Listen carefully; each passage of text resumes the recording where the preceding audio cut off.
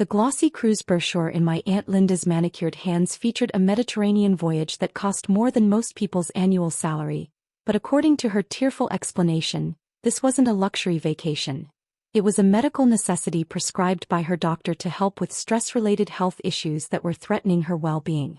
"Nicole, the doctor says I need to reduce stress or risk serious heart problems," Aunt Linda sobbed, clutching the cruise documentation like a prescription pad. "You wouldn't want your aunt to have a heart attack because you were too selfish to help with medical expenses, would you?" I sat in the upscale coffee shop where Linda had asked to meet for an urgent family discussion, watching her perform the emotional manipulation that had become our monthly routine. This would be her third cruise this year, each one justified as a medical necessity while I supposedly struggled as a junior graphic designer living paycheck to paycheck. "How much is the medical cruise?" I asked quietly, knowing the answer from the website I'd researched after her previous cardiac emergency cruises to Alaska and the Caribbean. $12,000 for the basic package, but the doctor recommends the spa treatments and private balcony for optimal therapeutic benefits. Probably $18,000 total. $18,000 for medical treatment that happened to include Mediterranean ports, gourmet dining and entertainment. The same amount I supposedly earned in 6 months at my entry-level design job, according to the financial fiction I'd been maintaining for 2 years. "That's a lot of money, Aunt Linda." Her tears stopped immediately, replaced by the familiar flash of anger that appeared whenever anyone questioned the family spending patterns I'd been quietly funding through monthly loans that were never repaid. "Selfish girl. Family needs come first." Linda's voice pitched to the precise volume that attracted attention from other coffee shop patrons while maintaining plausible deniability about public scenes. "Your uncle and I have spent 40 years supporting this family, and now when we need help with medical expenses, you want to count pennies?" Medical expenses. Uncle Frank's medical needs had included a base boat, a motorcycle and a home theater system, all justified as therapy for his work stress. Meanwhile, Linda's health required regular spa treatments, designer shopping trips, and luxury travel that would have bankrupted their actual income within months. "I'm not counting pennies," I said, opening my banking app to transfer the money while discreetly activating the recording function I'd started using to document these conversations. "I just want to understand the medical necessity.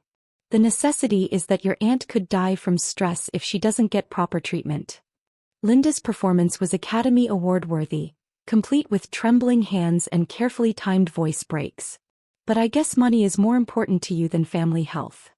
I transferred $18,000 from the account I maintained specifically for family emergencies, watching my balance drop while Linda's tears magically disappeared. The transaction brought my total family contributions to $127,000 over 18 months. Money that funded lifestyle choices disguised as emergencies while my relatives treated me like the selfish family member who occasionally helped when pressured sufficiently. "Thank you, sweetheart." Linda's tone shifted to satisfied relief as she screenshot my transfer confirmation. "You're such a good niece.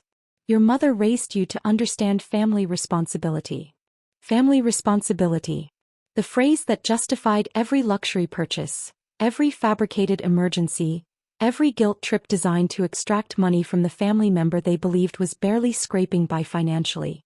What they didn't know, what I'd carefully hidden for 2 years, was that I owned a successful graphic design agency with corporate clients paying premium rates for branding and marketing services.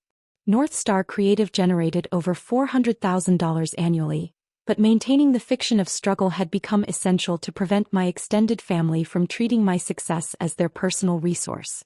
My phone buzzed with a text from my bank's fraud prevention department. "Unusual account activity detected. Large transfers to individuals not previously associated with your account. Please contact security immediately." First National Security. I'd been dreading this call. The monthly transfers to various family members had finally triggered the bank's fraud detection algorithms, designed to identify patterns consistent with financial exploitation or money laundering. "Linda, I need to take this call," I said, stepping outside the coffee shop. "Ms. Richardson? This is Janet Morrison with First National Security. We've detected concerning patterns in your account activity that suggest potential financial exploitation or fraud." "What kind of patterns?" "Large, regular transfers to individuals who appear to be pressuring you for money, Based on our analysis of transaction timing and communication metadata, we're required to investigate potential elder abuse or financial coercion. I'm only 28. Financial exploitation affects all age groups, particularly when family members are involved. Ms. Richardson, our analysis suggests you may be victim of systematic financial manipulation. Can you come in tomorrow to discuss these transactions? That evening, I sat in my apartment, the modest space my family believed represented my entire living situation, and reviewed the documentation I'd been compiling of family financial demands. The picture was disturbing even to me. Aunt Linda, $73,000 in medical emergencies and stress treatments over 18 months. Uncle Frank, $31,000 in work therapy and health equipment. Cousin Michelle, $23,000 in educational expenses and career development. Total family subsidies, $127,000 for luxury purchases disguised as emergencies, funded by someone they treated like she was financially struggling and should be grateful for opportunities to help family. The next morning, I met with Janet Morrison in the bank's secure conference room, where she presented analysis that treated my family's behavior as a textbook financial exploitation case. Nicole, the patterns we're seeing are consistent with organized financial manipulation, Janet explained, spreading transaction reports across the conference table. Multiple family members making coordinated demands, emotional manipulation tactics, and escalating requests that suggest systematic exploitation. They're not organized, I protested weakly. They all need help. Nicole, look at this timeline. Janet pointed to a chart showing my family's requests. Your aunt's emergencies always occur after your business makes large deposits.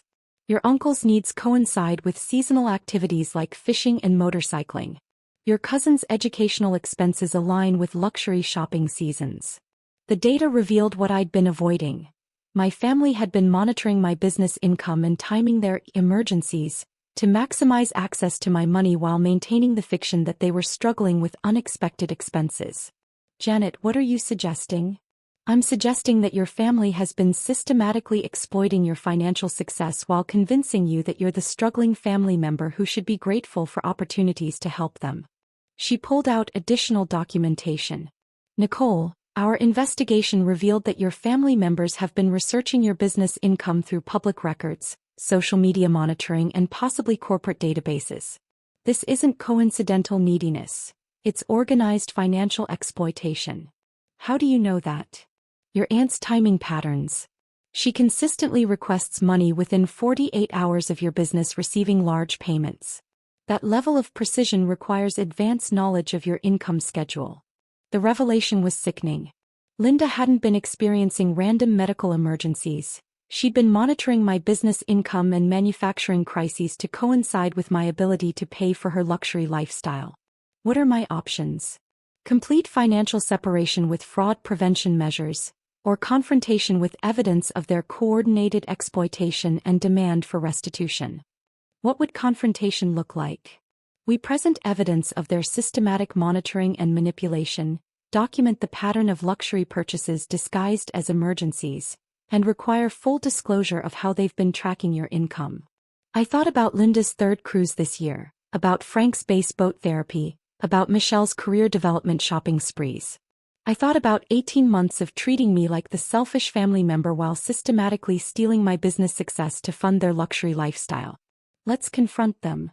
That afternoon, Janet and I met with my family at Linda's house. The same house where they'd been planning their next extraction strategy while treating me like their personal charity case. Linda, Frank, Michelle, Janet began formally, we're here to discuss patterns of financial manipulation that our bank has identified as potential fraud. Fraud. Linda's voice pitched to indignant outrage. We're family. Family helps family. Janet pulled out transaction reports and timing analysis. Mrs. Patterson, your emergency requests consistently occur within 48 hours of Nicole's business receiving large payments. That precision suggests advanced knowledge of her income schedule. I don't know what you're talking about. Ma'am, we have evidence that you've been monitoring Nicole's business income through multiple sources and timing your requests to maximize extraction while maintaining the fiction that these are unexpected emergencies. Frank leaned forward aggressively. You can't prove anything. Nicole gives us money because she wants to help family. Mr. Patterson, Nicole's help totals $127,000 over 18 months for luxury purchases you've disguised as medical needs and emergencies. Our investigation shows coordinated manipulation tactics consistent with organized financial exploitation. Michelle found her voice. This is insane. Nicole's family. We support each other. Janet turned to Michelle with specific documentation. Ms. Patterson, your educational expenses consistently coincide with luxury shopping seasons and vacation periods. Your last career development expense was actually a designer handbag purchase. The room fell silent as the evidence mounted. My family had been caught in systematic financial exploitation disguised as family support, documented by professionals who specialized in identifying financial manipulation patterns. Nicole, Linda tried to recover with emotional manipulation. How can you let strangers attack your own family? We've always been there for you. Linda, show me receipts for times you've been there for me financially. It's not about money. It's about emotional support. Then why do all your emotional support requests require $18,000 transfers? Janet interrupted the family discussion. Nicole, our investigation revealed additional concerning information. Your family has been discussing strategies to increase their access to your money, including attempting to gain legal control over your business accounts. What?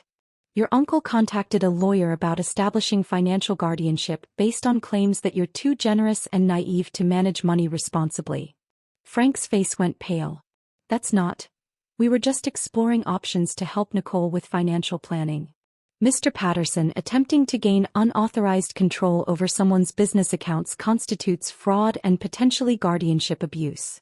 The meeting continued for 2 hours as Janet presented evidence of coordinated exploitation. Income monitoring, timed manipulation, luxury purchases disguised as emergencies, and attempts to gain legal control over my business finances. By the end, my family's comfortable fiction about helping their struggling niece had been replaced by documented evidence of systematic financial exploitation that could result in criminal charges. What happens now? Linda asked, her manipulation tactics exhausted. That depends on Nicole, Janet replied. She can pursue criminal charges for financial exploitation and fraud, or you can agree to immediate cessation of financial demands and full restitution of fraudulently obtained funds. Restitution? Frank looked panicked. We can't pay back that kind of money. Then you shouldn't have spent it on luxury items while claiming they were medical emergencies. 6 months later, my family had been forced to sell Linda's car, Frank's boat, and Michelle's designer wardrobe to begin restitution payments. The cruise bookings were cancelled, the luxury lifestyle was over, and they were learning to live within their actual means for the first time in years. Linda got a full-time job to help with restitution payments. Frank sold his motorcycle and started working overtime. Michelle moved back home and began paying rent to help cover family expenses. The family members who had called me selfish for questioning their spending were now working multiple jobs to repay money they'd stolen through emotional manipulation and fabricated emergencies. 1 year later, Linda called to apologize. Nicole, I know what we did was wrong. We convinced ourselves that you had so much money that our requests didn't matter, but we were stealing from you while calling it family support. Thank you for saying that, Linda. The bank investigation made us realize how organized and manipulative we'd become. We weren't just asking for help. We were systematically exploiting your success while making you feel guilty for having it. 2 years later, my family had paid back $89,000 of the $127,000 they'd stolen. The remaining balance was being paid through monthly installments that would take another 3 years to complete. The fraud investigation had revealed not just the theft, but the sophisticated manipulation tactics they'd used to maintain my compliance. They had studied my business income, timed their requests strategically, and coordinated their approaches to maximize extraction while maintaining the fiction that I was the selfish family member who occasionally helped when pressured sufficiently. My business had grown to serve clients nationwide, with specialized services for entrepreneurs dealing with family financial exploitation. The bank's investigation had created templates that helped other financial institutions identify similar patterns of family financial abuse. The most shocking discovery came during the 3rd year of restitution payments. When Michelle confessed the full scope of their coordination during a family dinner that felt more like a confession session. "Nicole, we had spreadsheets," Michelle said, her voice barely above a whisper. "We tracked your business payments, your client cycles, even your social media posts about work stress to time our requests when you'd be most likely to say yes." "Spreadsheets?" I asked. Linda nodded, crying. "Frank made a system. We tracked your clients, bank deposits, and planned fake emergencies to get money each month. My family hadn't just asked for help. They built a fraud operation with data, timing, and manipulation." "How long?" I asked. "Since your business started making real money," Frank admitted. "We kept it under 30% of your income," Linda added. "They treated my success like their revenue stream." Michelle said they even researched real medical conditions to make lies believable. "It wasn't desperation. It was organized fraud." "Nicole," Frank said sadly, "we thought you had so much money it didn't matter. But the bank showed us. We stole more than most people earn in 5 years. The bank exposed everything. They couldn't call it family help anymore." Years later, each of them built real careers. Linda became a travel agent. Frank started a consulting firm. Michelle became a project manager. They repaid the money in 4 years, but rebuilding trust took longer. "Nicole," Linda said at our first family dinner, "we didn't just take money, we stole your peace and trust. We're proud of your success now, not because of what it gives us, but because you built it yourself." That meant more than the money. 5 years later, at Linda's retirement, she said, "My niece taught me the difference between earning and taking. My business came from learning that lesson. The family that once exploited me now stood on their own. Fraud had ended, replaced by real work." Sometimes family help is organized fraud. Sometimes love hides manipulation. And sometimes only truth and accountability break the cycle.